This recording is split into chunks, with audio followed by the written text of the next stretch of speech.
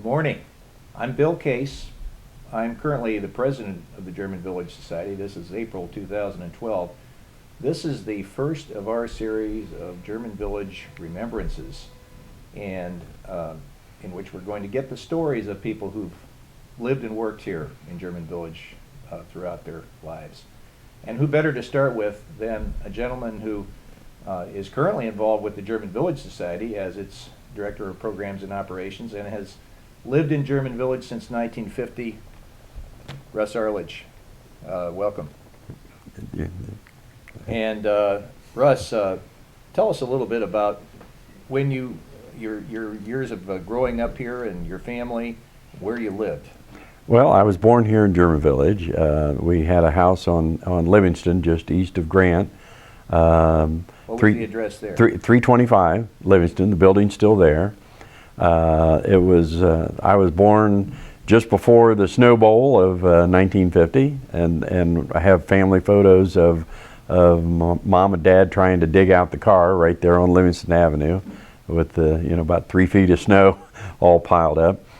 And I don't have any memories of there. We moved to 861 Mohawk Street when I was 5 months old, but when we were on Livingston, Bogan, heating and cooling was right across the street. The old Pepsi cola bottling plant was right there at Grant and Livingston. So it was a real thriving, commercial enterprise down through there. And for those who don't know what Livingston looked like back then, there was no Route 70, as I understand, no interstate. Yeah, that was long before the freeway was ever built. You could walk, directly to the downtown on any one of the streets, not just 4th or 3rd or High Street as you can now.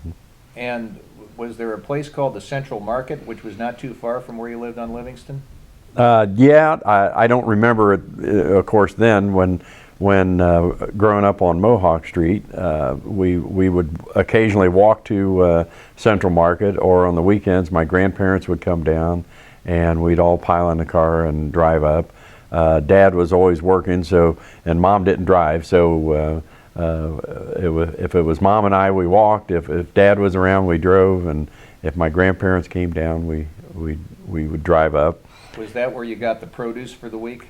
Yeah, pretty much. We could always, you buy, meat and cheese and fish and everything at Central Market, and I could always tell if what my grandparents were going to buy is if they had a cage in the trunk of their car, they might pick up a live chicken or a duck or something and take it home, and that would be Sunday supper or something. You don't see that anymore. Don't see that anymore. No.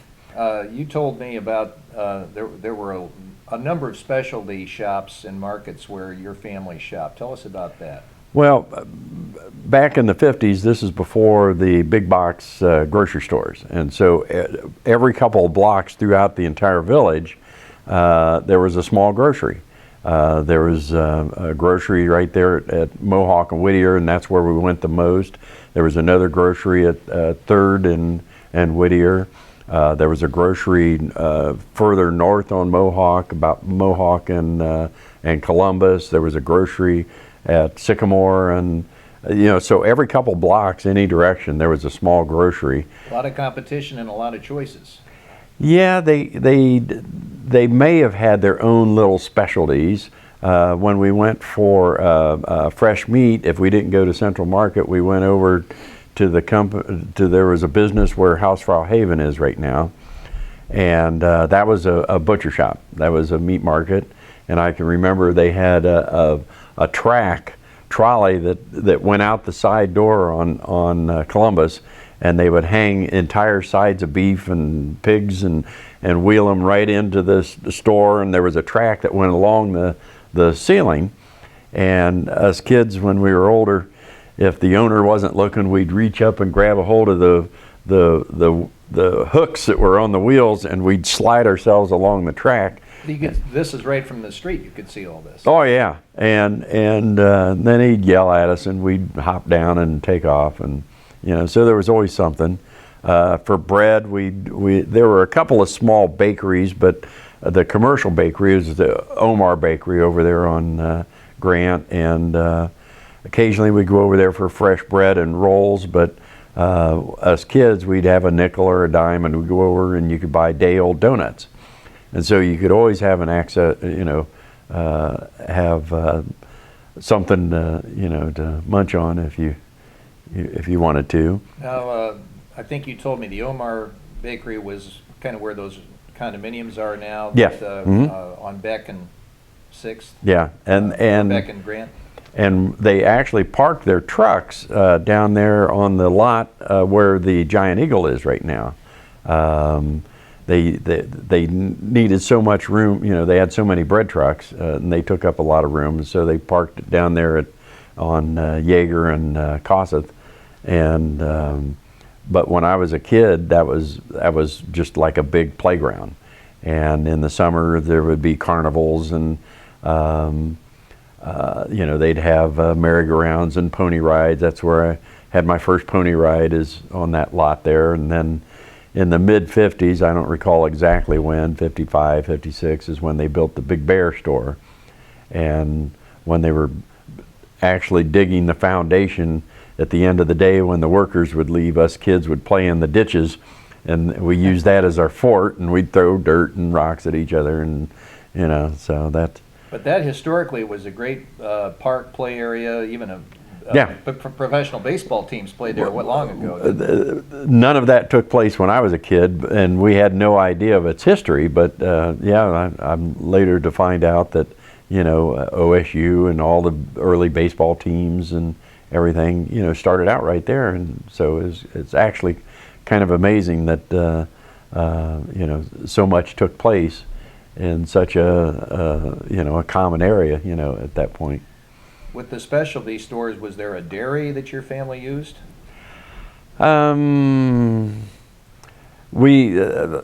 We shopped at Isleys for meat and cheeses and pickles and relish, and that was where the Starbucks is right now at the corner of 3rd and Sycamore. But most people associate Isleys with ice cream, and the ice cream shop was actually at Parsons and Whittier.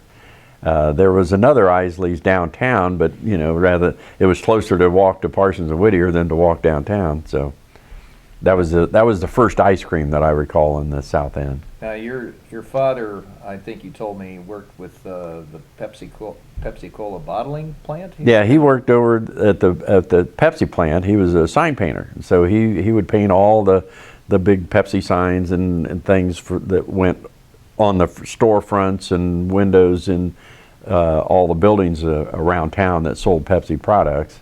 And that plant was where the Afrocentric School is now? It's where their athletic field and big parking lot is on the northeast corner of Grant and Livingston. And it went almost, I think Washington existed, the street existed then. And it didn't go quite to Parsons, but it took up a good chunk of that entire area. When the freeway went through, the plant survived, but it eventually moved out on Stelzer Road just south of the airport. But when German Village took off in the early 1960s, that's when Dad started his own company, and it was us and a few other local families in German Village that started restoring homes. So he was in on the first wave of assisting the first wave, yes. Those urban pioneers that were restoring their homes. Right, and so that's where I learned to do plumbing, electrical, roofing, painting, concrete work, brickwork. That's what we were doing for all the different jobs around German Village. Hence, you're still a jack of all trades with the German Village Society here today. I change an occasional light bulb, yes. All right. Where did you go to school? I went to Stewart Elementary, which is right there across from the park. That was K through 6 at that time. Then I went to Barrett Junior High over there on Deschler and Bruck.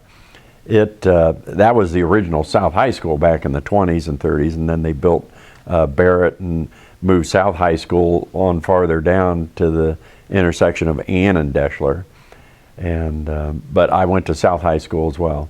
Let's see, Barrett was 7 through 9, and South High School was 10 through 12. And these were true neighborhood schools back then. Oh yeah.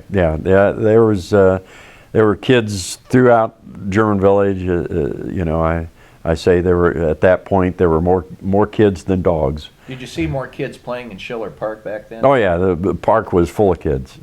You know, and by and large, you know, you know, everybody got along. Occasionally, you'd have kids come in from, you know, the east side or the further south, and they didn't know anybody, and you know, there might be a little conflict or two, but by and large, everybody knew everybody. It was all a neighborhood park, and we all had fun. Now, as a kid growing up, what sort of things did you do for entertainment, and where did you go? Well, in the winter, of course, the Schiller Park was the park pond, when it froze, was the center of activity. That's when Engine House number 5 was still an active firehouse. And it just so happened a buddy of mine who lived on Thurman, his dad was a fireman there. And they would come over and they'd make sure that they had a 55-gallon, you know, barrel there and supply the firewood and keep the fire going. And then us kids, if we shoveled the snow off the top of the ice, they'd bring the fire truck over and hose down the pond, and then it would freeze almost like that. And then it was so slick you could barely even skate on it. It was, you know, but it was, you know, we had a really great time. How about movies and things like that? There were I assume there were some movie houses. There were movie houses. Sunday was the big movie day. Saturday, but a lot of times Sunday afternoons. We'd go to the Markham down on South High Street, or the Parsons over on Parsons Avenue, and then we'd walk downtown to the Ohio Theater. Was showing movies then all throughout the 50s and 60s, and the Palace was showing movies. I bet there were some businesses that we don't see here today. Did your folks have a coal furnace or use an Iceman or anything like that? We had a coal furnace, and the coal delivery guy would stop the truck right in front of the house and put this big wooden chute against the coal door on the front and dump wheelbarrow loads. It was my job to make sure that the door down in the basement was shut, and because the dust from all that would work its way all the way through the house, so you had to make sure the door was shut. You didn't open it for at least an hour. And then we had one coal furnace. It was a stove that sat in the dining room, and so I always had to make sure that the coal shuttle right next to the stove was full of coal, and bring that up. And then you had the clinkers. You always had to shake the thing and scoop out the clinkers, and that went into the garden. Or if they were big enough, they might have gone in the driveway. So you used everything. And then in the late 50s, Dad finally took out the furnace, and he installed a horizontal forced air furnace down in the basement, because the basement was so low you couldn't stand it upright. And so we had to put it in a horizontal forced air gas furnace, and that's when Mom, up to that point, every spring we had to clean the walls, the coal soot off the walls, and after we got the forced air, gas furnace, then we didn't have to clean anymore. And did you have an Iceman too? We didn't have an Iceman, but right directly across the street, old Reverend Schultz, who was the retired pastor from Trinity Lutheran, him and his housekeeper, she lived in the double right next door. The Iceman would come by every so many days, and I can remember there was a dial on the front window, and it would tell you how many pounds of ice that they would need. And he would first go in and take the tray out and dump the water, and then put it all back. And then he had this big leather apron, and he'd throw the chunk of ice on on his shoulder and carry it in, and put the ice in, and when he was done, he would always make sure that us kids, we'd be hanging off the back of the truck, and he'd chip off a chunk of ice and give to us, and so we always had fun with the Iceman. An experience you wouldn't have today. Yeah, I remember they delivered ice to the drugstore that was at the corner of Yeager and Thurman, and we were, when I was a kid, we were on our way walking down to the church there on Thurman for summer Bible school, and I saw that chunk of ice sitting there, and I remember the Iceman always bringing the stuff over, and I thought, oh, this would be nice and cool to sit on. Well, it turns out it was wet too. And the whole back of my pants were all wet, and I had to go to Bible school with wet pants. So I have fond memories of big blocks of ice. I don't know if that was a fond one or not. That's an interesting memory. Yes. Which corner of Yeager was that? Yeager. On the northeast corner of Yeager and Thurman was an old movie house, but not in my time. As we speak here in 2012, that's being restored right now. It's being restored right now, but when I was growing up, it was a drugstore, and that guy also had the best selection of comic books. He had a couple rows of comic books, so us kids, when we were old enough, coming home from Barrett Junior High or South High School, we'd go in there and look at their comic books. That'd be kind of on your route home, wouldn't it? Kind of out of the way. When I was in high school, we usually went over to Laugh's Coffee Shop, which is now where the German Village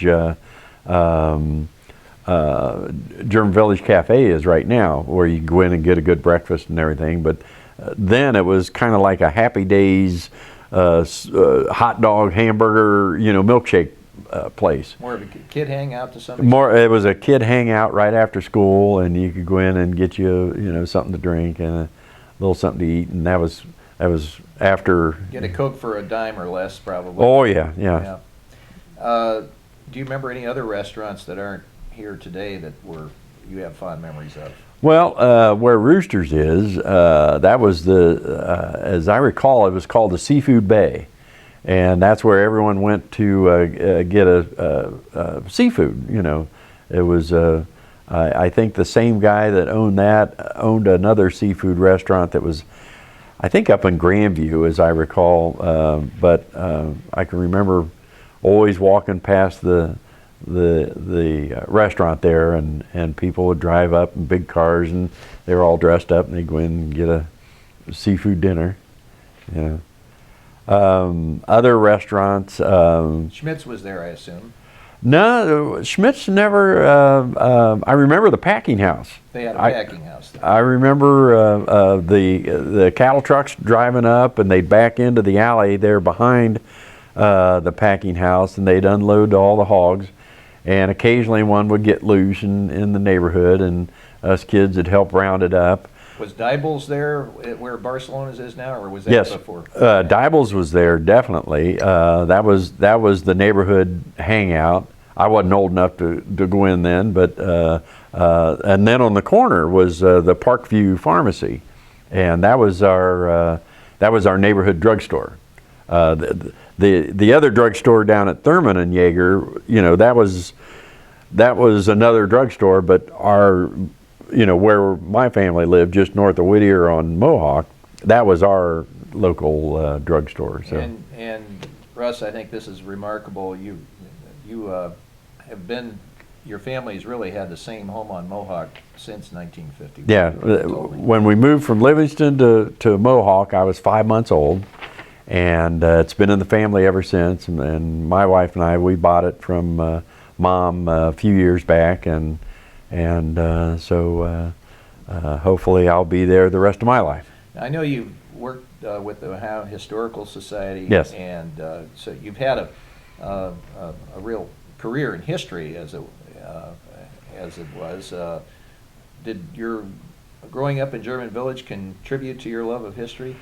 Well, it certainly made myself aware of the importance of restoring and preserving things. How I actually ended up in the museum business, I was restoring antique automobiles. And a buddy of mine, Foster Lane, had Lane Aviation, and I had restored a car for him. And he had always had Jaguars automobiles, and I was at the time restoring Jag automobiles, and I worked on a couple of his Jags, and he told me that he was going to start an aviation museum. And I said, well, when you do, let me know, because I had already gone through pilot training at the time.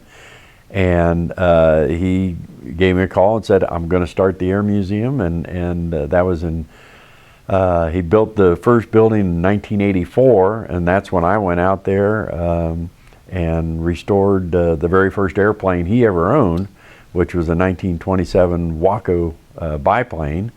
And and in order to even start that project, I went to the Smithsonian and took a whole series of conservation and restoration courses on wood and metal and fabric and things like that.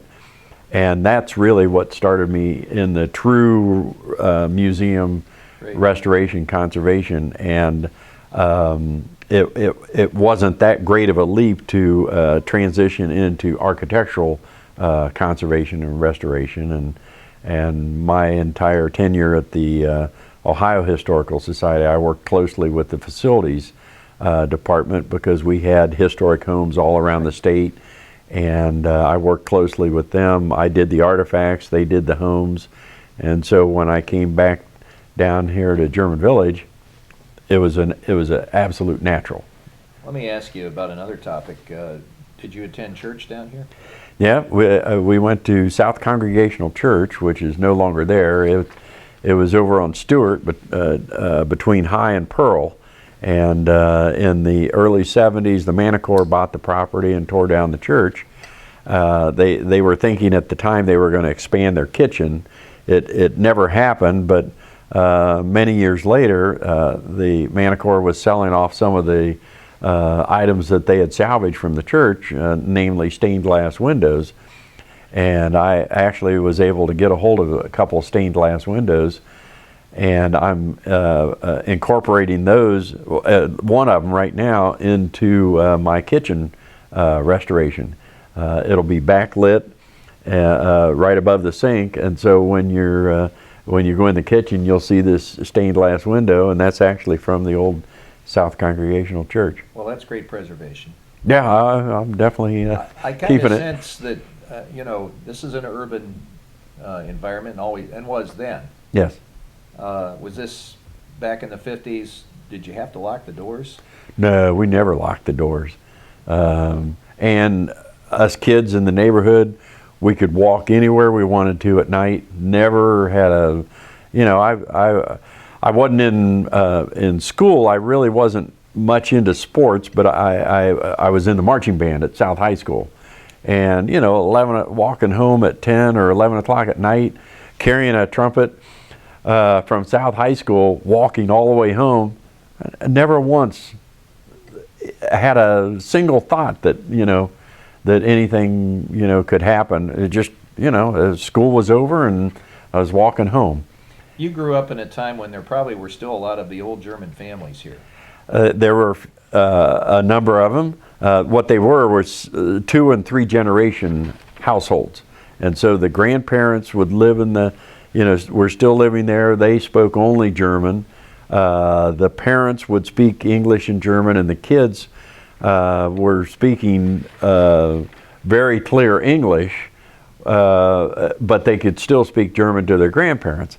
And you could always tell when you were walking up and down the streets, if you could smell sauerkraut or pork cooking, you knew where the German families were. And so I knew quite a few what were I consider the last of the German multi-generational families in the village. This was an era when the German clubs were very strong. Yeah.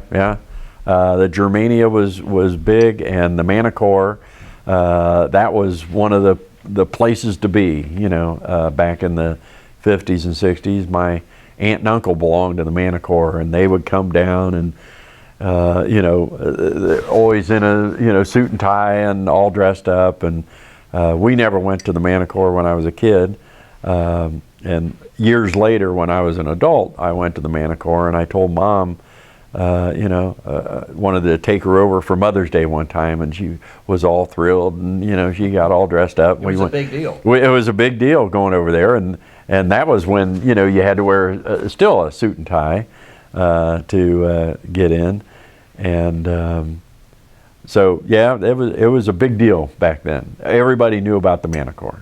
Russ, German Village is a place where we've always had a lot of great personalities. Can you tell us about any great folks that you remember growing up that come to mind? Well, occasionally there might be a politician or two come down through, and you kind of knew who they were, whether it was Sensenbrenner or somebody like that. The mayor then. The mayor then. But I remember Chet Long, who was a local TV personality. Us kids, we could always tell when he was here in the village, because he drove a little Mercedes convertible that has his initials on the license plate. We go, ooh, there's Chet Long's Mercedes. We knew the cars back Right. then. Do you have any memories of Frank Fetch and Fred and Howard and those? I remember Frank Fetch. He was always leading some group, doing something.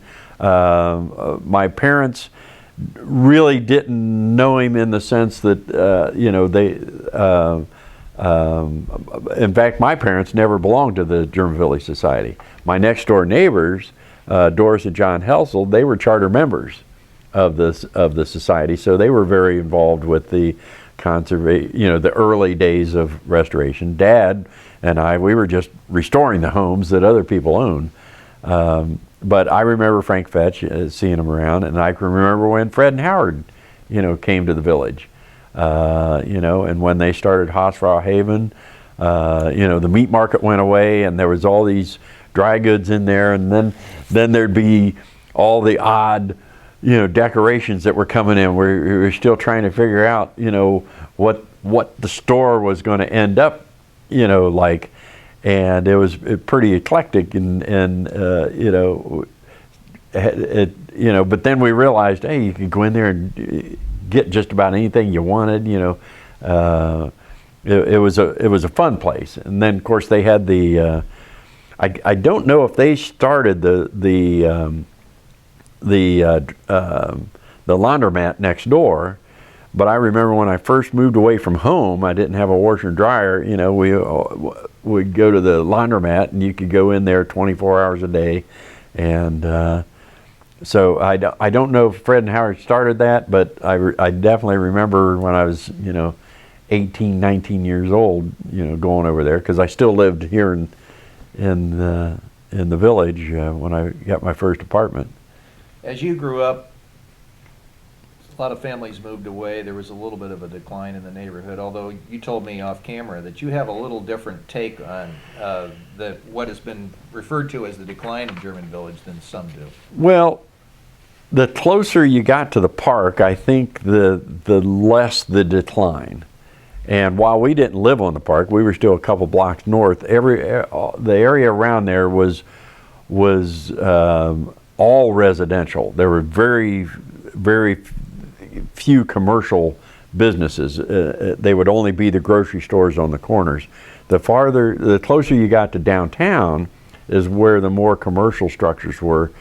And I remember Mom saying that she used to hate to walk north of Sycamore, at the time, let alone walk north of Livingston Avenue. But Livingston Avenue, even before the freeway, was kind of a natural dividing line, because it was the original city limits. It was, so everything south of Livingston was residential. Everything north was starting into the commercial. And I can remember houses on City Park and Mohawk and Fifth, and in pretty rundown shape, but we never really us kids, you never really paid any attention. It was just an old house.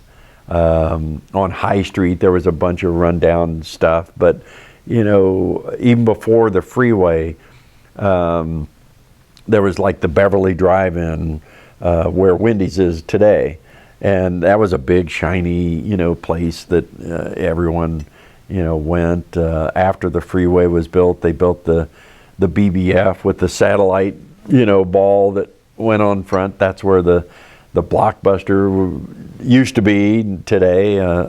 So there was a lot of rundown places that were, as soon as German Village started kicking in, it kind of took care of itself.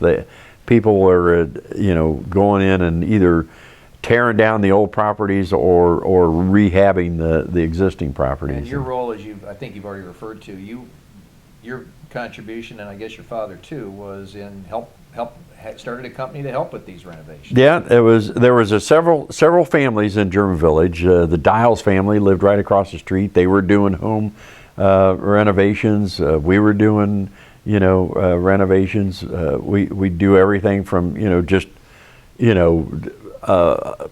painting and maybe a new roof to total rehab. We got the interiors and haul out everything and rebuild it all up from scratch. And then you started seeing some activities like Oktoberfest and the House and Garden Tour. Tell us about your memories of that. Well, the first Oktoberfest was in '67, and I wasn't.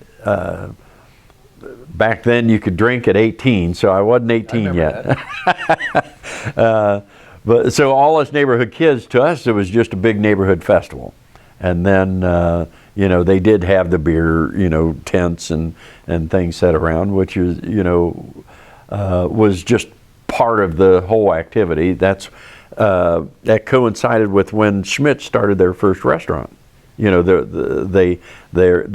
Their main restaurant. They later opened up, small restaurants around, the city, but that's when they first opened the restaurant. They had the Bahama Mama and the bratwurst, and that was something that no one really had ever seen or tried before.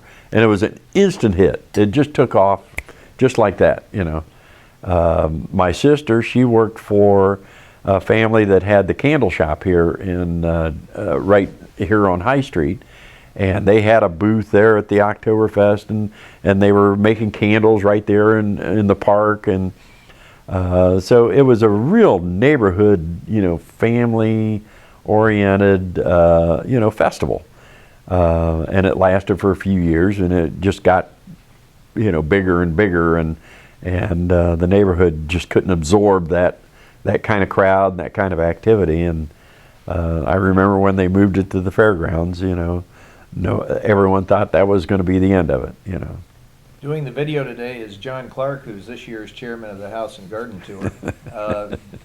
The House and Garden Tour has been a great event for the village. I think you said there used to be parades. There were parades. I can remember even our church, South Congregational Church. We built a float. And somewhere I have photos of the float, in the parade. When I was in high school, the marching band would come over. We practiced during the summer, so to have the band, be able to march, in June wasn't really that out of the ordinary. What was the parade route? I remember going up Mohawk, and at somewhere we turned and went down 3rd Street again, and a lot of the activities seemed to start and end at Schiller Park, but certainly Mohawk and 3rd Street were the main routes. You've been a big contributor and are still a contributor, Russ, as we sit here in 2012. What challenges do you see ahead for German Village? Well, the one thing that I think is kind of forgotten is that this community, the houses, the streets, everything's been here for 125, 150 years, And if someone, went back 100 years, it would look just pretty much the way it does today. The trees may be different, the maybe the porches in the front of the houses are different, but 100 years from now, it's going to look the same as it did 100 years ago. There's going to be, the landscapes may be a little different, but we're still going to have the brick streets, the brick houses, and so I think what's important now is for people to remember that we are literally the caretakers of the neighborhood, and what we do to the houses, to the structures, may be fine to live in today, but will they be livable? Will they still exist 50, 100 years from now? And so I think we really have to be conscious of what it is we're doing now. We're trying to preserve it for future generations. And tell us about the pride you have in this community. Well, I'm thrilled by just sheer dumb luck to have been born here, to grow up here, and now work here. It's incredible. No matter where I go in the country, if they've heard of Columbus, Ohio, they've heard of German Village. And throughout the entire museum community, they seem to know about German Village. You can go anywhere in the country and know about German Village, and so we're on the map. We're in the consciousness of people who know what we do, what we're all about, and I'm very proud to be part of that. Russ, thank you so much for taking the time with us today. It's been very entertaining and enlightening, and I hope those who well, thank you, Bill. Get a chance to see this, learn something about the history of the village from 1950 on, which you've provided a great deal of information about. Thanks very much. Thank you, John.